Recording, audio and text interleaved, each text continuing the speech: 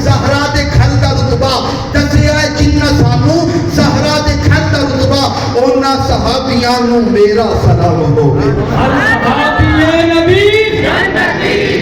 ہر صحابی نبی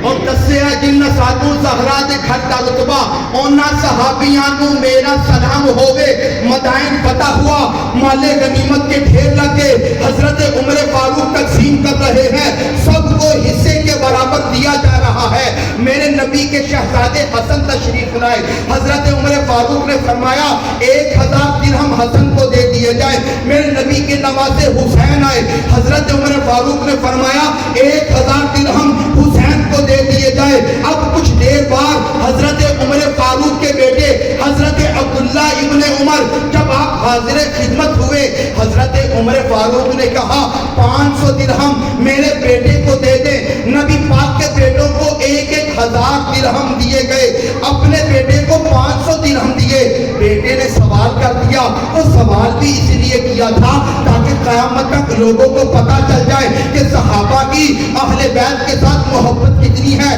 صحابہ کا اہل بیت کے ساتھ پیار کتنا ہے سوال اس وجہ سے کیا تھا بیٹے نے کہا ابا جان میں نے تو اس وقت کی جنگیں لڑی تھی جب حسنین کریمین ابھی بچپن کے عالم میں تھے مجھے 500 درہم دیے حسنین کریمین کو 1000 درہم دیے میں قربان جاؤں حضرت عمر فاروق کے جواب پر آپ نے فرمایا اے بیٹے